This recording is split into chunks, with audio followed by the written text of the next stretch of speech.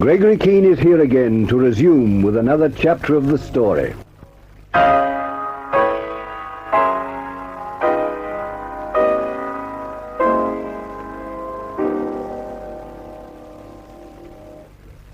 Step by step, hour by hour, I get deeper into the riddle of Bruno Kesselring and the deadly NightShade. One after another, I'm meeting the people who are in some way involved. Don't ask me how. I can see neither rhyme nor reason in the events of the last 3 days. I stumbled on Kesselring's letter, and that took me to the Cunningham Towers and Sherry Reed. I've been feeling my way through the underworld of this sprawling city as Sammy Rice, only to run headfirst into Sammy Rice's girl, with a pistol, with a score to pay. And I'm beginning to be sure that one of the guiding hands behind this affair is attached to the arm of Felix Huberman. But if I'm ever going to get at the truth, I have to keep quiet and play Huberman's game.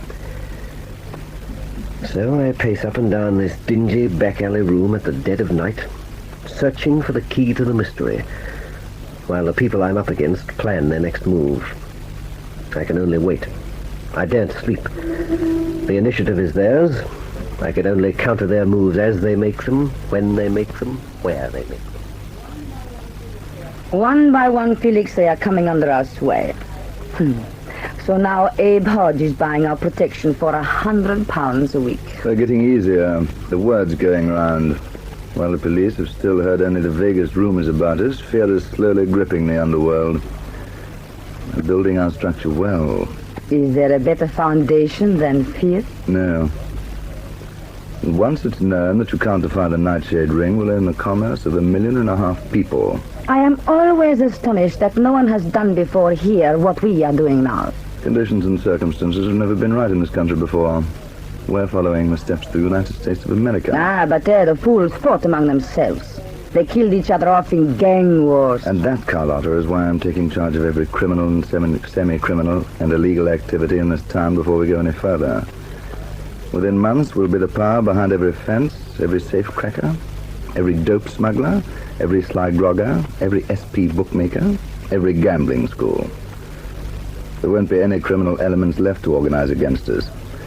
We'll have taken command of the people who can't turn to the police for protection. And then what? Then we use the weapon of fear that can be used. We'll hold a great city to ransom. And we've not long to wait. When I leave here, I'm heading straight for Gregory Keene. Tonight? Yes. It is odd to think that only one man stands between us and our goal. Why do you say that? Why do you insist on acting as though Keene was some sort of Superman? As though nothing but getting Keene rid of mattered to us? Because it is true. Without you and me, Felix, the NightShade ring is nothing. But while Keene searches for Bruno Kesselring, he can stumble on your part in it. Keene will stumble on nothing. I'll stake my life on that. You are staking mine on it, too. I hope you are aware of that. Felix, if you are going, go now. I must know if Keene is still playing his part as Sammy Rice. I cannot rest till Keene has been trapped, so he will never escape. Keene's trapped already. There's not a stone left unturned. There's not one way out for him. You have arranged about the gun. It'll be given to Keene 10 minutes after Gusick has carried out his orders. What about your house? Every room Keene saw is being rearranged. Nick Barnes and Mrs. Rose are doing it now. And the woman, Rose herself, is she really to be trusted with a thing like this? Carlotta, we've been over and over it 50 times. Everything's cut and dried. Stop talking about it. I can't help myself. Well, perhaps by tomorrow night, when it's over and done with, you'll have learned to leave this sort of thing to me. Now get hold of Gusick and tell him to bring my car round. If I have to listen to you any longer, I'll be a pack of nerves myself.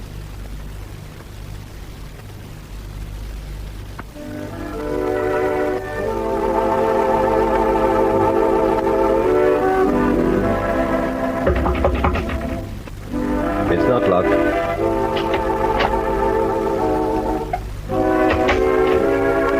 Where are you, Keene? Right behind you. It's Huberman.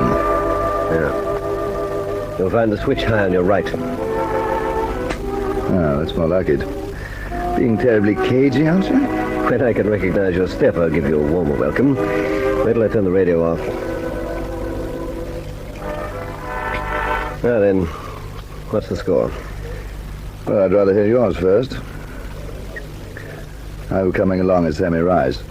Well, I've been to about 6 tough dives, picked quarrels in all of them, played some blackjack, played some baccarat, and attracted attention to myself as Rice. Nothing else? Isn't it enough? You've had no callers? Where, here? Take a look around you. Yes, I see what you mean. Well, actually, old chap, you've done remarkably well. My fellows have been hearing a whisper about a tough character called Rice who's been going around looking for trouble in an English accent. That'd be me. But I still haven't a clue about the 2 thugs who were chasing me about with Manuel Torres that other night. Well, hang it all, give yourself time. They're my only leads to the people who don't want me to find Kesselring. I don't want to give them any time. That's why I've advanced certain of our arrangements for you. Uh-huh. Which ones, Huberman? How would you like to break into a house this time tomorrow night? I can hardly wait. Look, old boy, if you're terse about something, why not come right out and say so? I'm not terse. I'm merely strung up as tight as a cello string. Pour yourself a drink and relax. Look, I'd rather hear about the drill. Right. At about 11:30 tomorrow night, I'll pick you up at the corner of Tableau and Astor Street. That's not far from the house. The house itself will be empty. I'll have a bunch of skeleton keys for you. Getting in will be no trouble at all. And I'll also have a gun. Yes, I'm counting on you for a Luger. I don't want you to pinch anything. Just leave plenty of prints about. Right.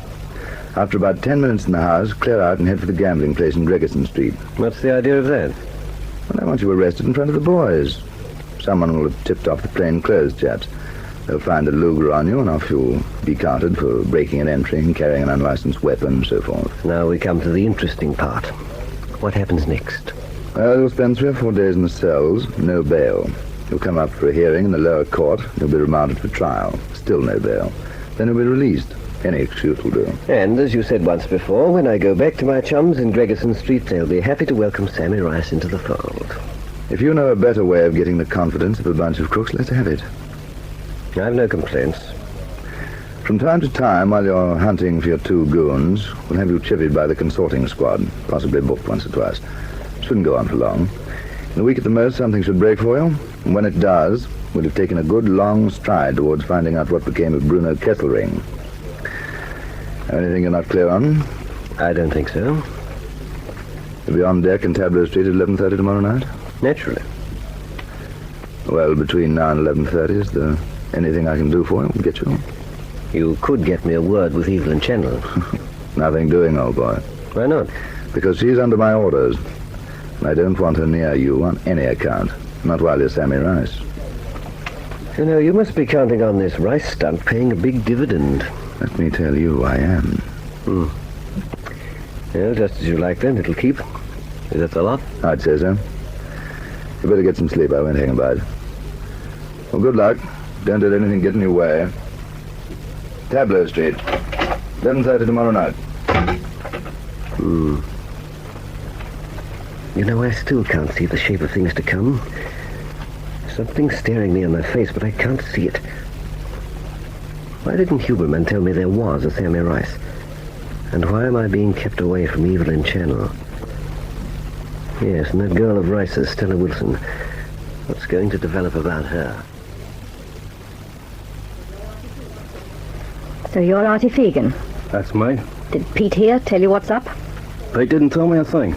Well, I'm Stella Wilson. This is my flat. You're here because Pete reckons you'd like to meet Sammy Rice again. When Sammy went through, he had something of mine. I want it back, and I want it back bad. That makes 3 of us. I want Sammy, too.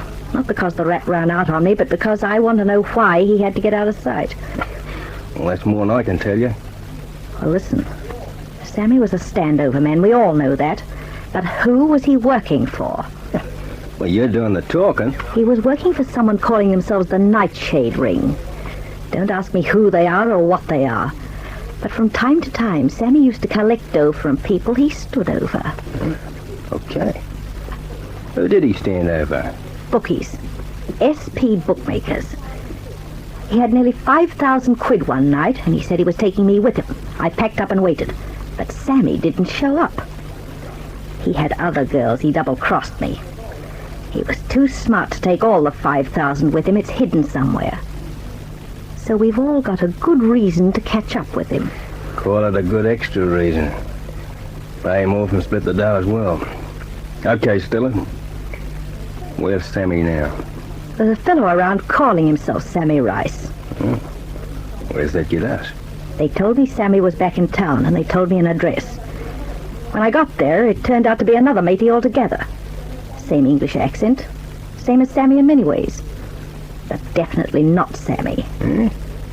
Well, what gives? Or what's this character have to say for himself? All he could talk about was the NightShade ring. But here's how it looks to me.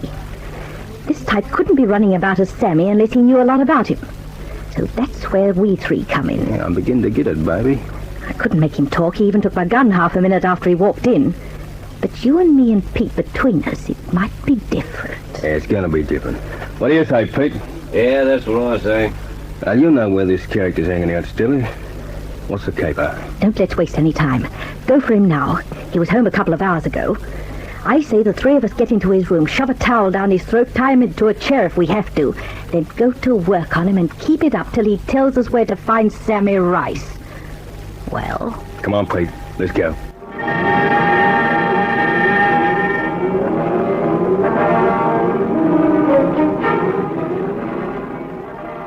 I'm not cut out for waiting, but that's what I have to do. I've only till tomorrow night, when we go into action in Tableau Street, when I get myself arrested for Huberman's benefit. I've an idea that then Huberman will show his hand and we'll get some real action. At last.